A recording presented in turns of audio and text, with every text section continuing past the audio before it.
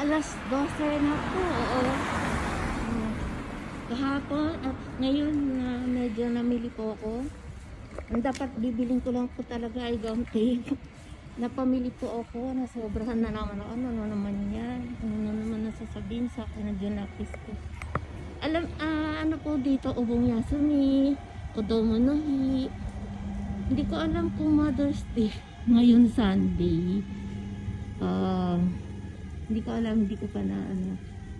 Nalimutan ko yung Mother's Day. So bagay, wala akong mother. Yung mga Junakis ko, hindi ko alam kung natatandaan mo na may Mother's Day. Ayan, so bagay, sanay naman ako na walang bumabati sa akin na Happy Mother's Day. Kaya sa tagal ko na dito, kahit mga Junakis ko, hindi naman bumabati. Kahit nga birthday ko, nalilimutan na mga yun. Sanay na sa tagal ko dito, nasanay na ako. Ngayon, pauwi po ako. Palobat na rin tong cellphone ko. Nagtanong ako doon sa stock ng 7-Eleven. Kasi nga yung cellphone ko, iPhone ko. Sabi ko, lahat puro Android na kasi gamit. Parang gusto kong palitan na ng Android tong cellphone ko. Sanay lang kasi ako dito sa iPhone. Halos lahat po dito puro Android.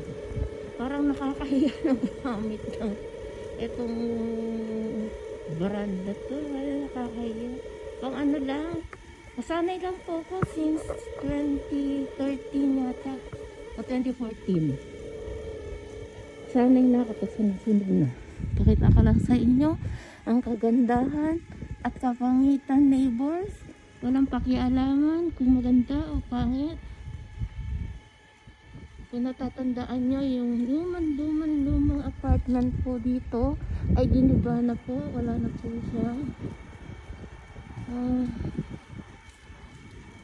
Ito po yung place na lumang pinakaluma na apartment. Ayan na po siya. Para siyang parking. Ginawa na siyang parking lahat. Ayan po. Ginawa na siyang parking lahat. Kung natatandaan nyo na meron akong vlog na ano, na lumang bahay. Ang ganda nito apartment na to. Kaya kaso yung hindi ko alam kung may nagtanim dito. Kaso tong apartment na to masyadong kulob siya. Hindi mo masasabing safe siya. May hagdanan naman po, tapos autolock po siya. Ang kagandahan po sa autolock, nakatira na po sa autolock, ang maganda yun na wala talagang papasok sa ano mo. Makikita mo kung sino yung mabubusesan mo. Ngayon makikita mo na kung sino yung nasa labas, yung nag-doorbell or nag-ano sa inyo. Dati ganun po yung dati kong tinirhan at tawag nito, dati kong tinirhan ganun. Tapos yung apartment din na tinirhan ko ganun din, autolock po siya. Hindi ka basta-basta makapasok hanggat hindi wala doon yung ano, yung may-ari ng yung umuupa gano'n. Makakapasok lang sila pag magdo-doorbell at alam nila yung number. Pag sinabi ko yung number na nandun ka, pagbubuksan ka nila. Pero wala nakakaalam nun kundi sa sinabihan mo lang. Kaya nandito kanihirapan po ako mag-ano kasi hawak ko yung cellphone ko. Dati kayang-kaya ko na. Pag left side po pakaliwa. Pakanan hindi ko kayang umakyat na pataas. Ewan ko, hindi naman ako kaliwete.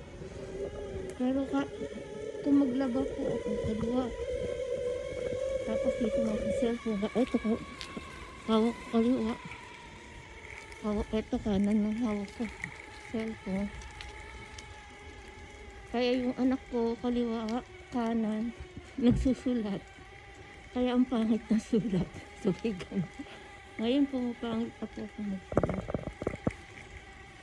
Pumapangit na akong magsulat kasi dahil sa sakit.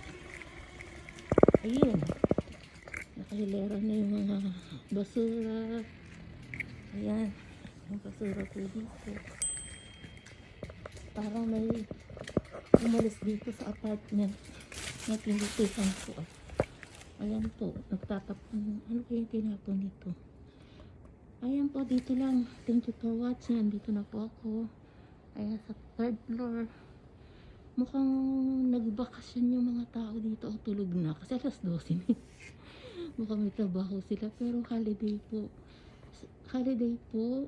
Red calendar. Holiday po. Baka mostly, usually, mga nagbabakasyon po ang may pamilya. Magjowa, may pamilya, paman, gano'n pag mayaman, holiday po, namamasyal. Ayun, kami na anak ko, wala. Kailangan ng pera, budget, yun lang. Ganun lang po. Ayan, sana dito na lang ako sa second floor or gusto ko sana dito kasi may umalis dito mga ibang lahi. Nanguntahan ibang lahi siguro. Napauwi na wala na yung visa. Kasi mga kahit may edad dito po sa Japan, pwede kayo mag-student visa. Kahit may edad na kayo. Basta may pera kayo sa bangko, kaya nyo bayaran yung monthly, yung tuition fee nyo at monthly, bayad sa apartment. Meron nga yung kakilala ko, parang dinaya na lang, nagbayad, hindi naman nagpapasakyatay. Tapos nagpa-part-time sa gabi. Pwede po kayo mag-part-time. Pero may oras, may limit na oras. Ayun. May limit na oras. Kagaya ng malaking bahay na yun, mukhang nagbakasyon. Pero ito hindi.